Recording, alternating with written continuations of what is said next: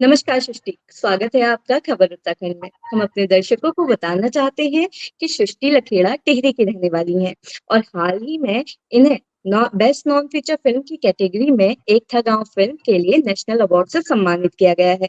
सृष्टि लखेड़ा ने एक था गांव फिल्म को गढ़वाली और हिंदी भाषा में बनाया है। इस फिल्म में सृष्टि ने पलायन के दर्द को दिखाया है। तो सृष्टि, खबर उत्तराखंड की तरफ से आपको इस अचीवमेंट के लिए ढेर सारी शुभकामनाएं। तो सबसे पहले हम ये जानना धन्यवाद। चाहते हैं कि आपको इस अचीवमेंट के बाद कैसा लग रहा है? आप कैसा महसूस कर रही हैं? और क्या आपने एक्सपेक्ट किया था कि आपको ये अवार्ड मिलेगा? थैंक यू इनवाइट करने के लिए अपने शो में आपका और नहीं बहुत बड़ी बात है जो अवार्ड मिला है और स्पेशली जब स्टेज में गई और प्रेसिडेंट आपको अवार्ड देते हैं तो बहुत ही मतलब बहुत ही अलग फीलिंग है और कभी हुँ। सोचा नहीं था वो कैसा होगा। और ये पहली फ़िल्म है एज़ अ होम प्रोडक्शन जो अपनी प्रोड्यूस फ़िल्म है जो और ये इस लेवल पे गई ये कभी सोचा नहीं था। इसको दिमाग पे रख के कभी इसको बनाया नहीं था बट हाँ, क्योंकि पलायन की कहानी हम सबको पता है कि उत्तराखंड में हर घर की कहानी है एक तरीके से। हुँ। इसलिए इसको बनाया गया था। और एक चीज़ मैं बस आपको बताना चाहूँगी कि ये जो फ़िल्म है, ये टिहरी गढ़वाल में बनी है। ये मेरे गाँव में मतलब मेरे फ़ादर के जो गाँव में वहाँ पे हमने बनाई है। वहाँ पे बहुत कम लोग रह गए थे, इसलिए उनके उनके ऊपर पलायन की कहानी बनाई है, दिखाई है। पर वैसे मैं जो हूँ ऋषिकेश में मेरा स्कूलिंग और सब कुछ पढ़ाई हुई है। तो वैसे मैं ऋषिकेश से हूँ पर गाँव जो है टिहरी गढ़वाल में है और वहीं पे फ़िल्म को भी बनाया गया है। तो मेनली आपको आइडिया अपने गाँव से आया इस फ़िल्म को बनाने का कि वहाँ तो पहले हम जानना चाहेंगे कि वहाँ कितने लोग थे और एकदम से इतना ज़्यादा पलायन कैसे हो गया? तो 2015 में जब रिसर्च करना शुरू करा इस फ़िल्म को लेके उस समय भी मतलब मेरे घर में काफ़ी ये बातें चलती थी कि अच्छा कि कोई और भी गाँव छोड़ के चले गए हैं, वो परिवार भी चले गए हैं और कम लोग हो गए हैं। मेरी खुद की जो मतलब मेरा चाचा-ताऊ का मेरा जो परिवार था, वो सब छोड़ के जा चुका था। सब नौकरियों के लिए देहरादून, ऋषिकेश, श्रीनगर या कुछ लोग बाहर भी हुँ। उत्तराखंड से बाहर भी गए हुए थे। तो इसलिए एक तो मेरे को लगा कि कुछ है, कुछ बताना चाहिए, वहाँ जाना शुरू करना चाहिए। हम लोग भी बहुत साल से क्योंकि परिवार वाले इतने थे रह नहीं गए थे, तो हम लोग भी नहीं जाते थे, इतना ऐसा नहीं था। अब जो है बाद में जो है अब पूजा वगैरह घर वालों ने शुरू कर दी है वहाँ करना, तो अब जाते हैं वहाँ पे। पर उन दिनों बिल्कुल भी मतलब 2015 से पहले की बात है तो बिल्कुल जाना-आना नहीं होता था गाँव। तो मैंने गाँव जाना शुरू करा क्योंकि मेरे को फ़िल्म का एक रिसर्च था, एक इंटरेस्ट था। तो उस समय मैं एक्चुअली सिर्फ़ शिमला में नहीं, मेरा अपना जो गाँव है उसका नाम शिमला है, टिहरी गढ़वाल में। हुँ, हुँ, हुँ, हुँ। और भी जगह गई थी मैं मेरी एक और फ्रेंड है, उनके भी गाँव कर्णप्रयाग में उनका गाँव है, उनके गाँव में भी बहुत कम लोग हैं। तो मैं उनके गाँव भी गई मिलने के लिए लोगों को, देखने के लिए कि क्या हालात हैं। तो उस समय मैं बस रिसर्च फ़ेज़ में थी कि समझ रही थी क्या बताया जा सकता है फ़िल्म को लेके। पर जब अपने गाँव में 1-2 लोगों से मिली जो फ़िल्म के मेन किरदार बने हैं, अगर आप ने फ़िल्म के बारे में पढ़ा होगा या देखी होगी तो उसमें लीला बड़ी है, एक लीला देवी, वो मेरी बड़ी हैं वैसे गाँव से।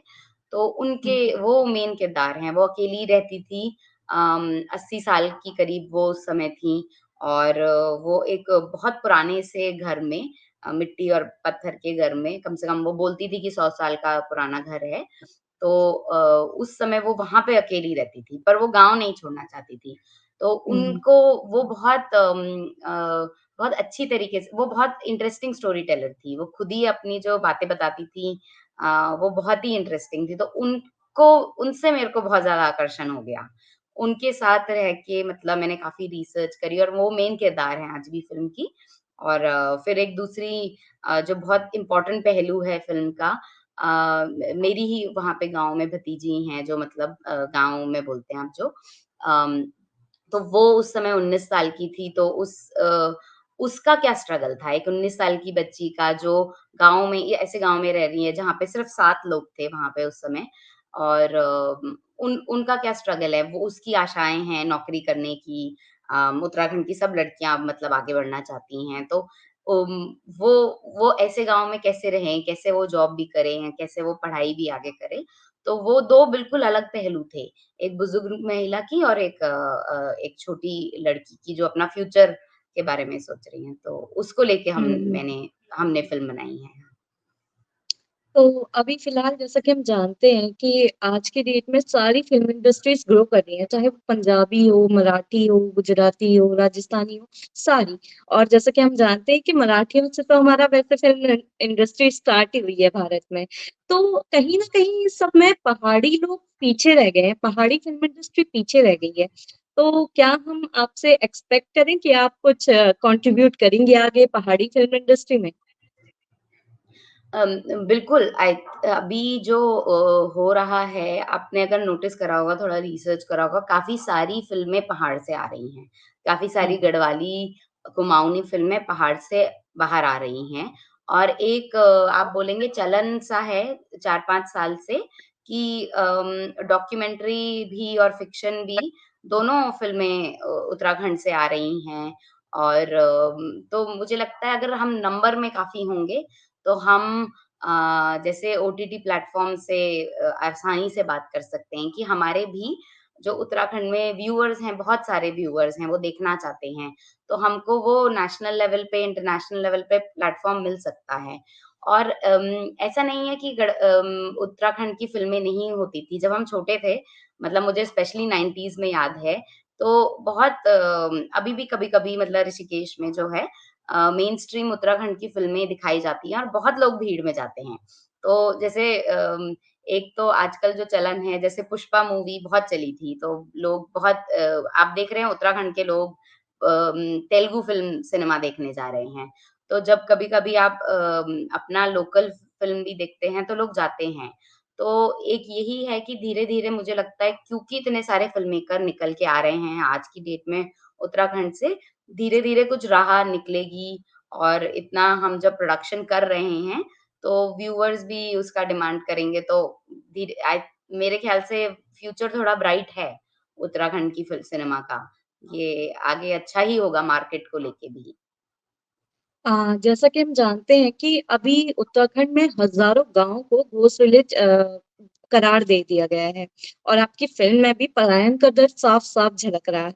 और अभी तक हमने मतलब बहुत सारी मूवीज़ तो आई हुई हैं पहाड़ों से पलायन के ऊपर, बहुत दशकों से आ रही है। सब बता रहे हैं भई पलायन हो रहा है, मूवीज़ में बता रहे हैं, डॉक्यूमेंट्रीज़ में बता रहे हैं। But being a film maker आप क्या सोचती हैं कि किस तरह से मीडिया इसमें अपना अहम योगदान दे सकता है पलायन को रोकने के लिए? अम, सो फ़िल्म मेकर हमारा जो जिस तरीके से फ़िल्में मैं बनाती हूँ, अगर आप मेरी फ़िल्म देखेंगे तो उसमें ऐसे ये नहीं बताया गया कि कितने गाँव खाली हैं।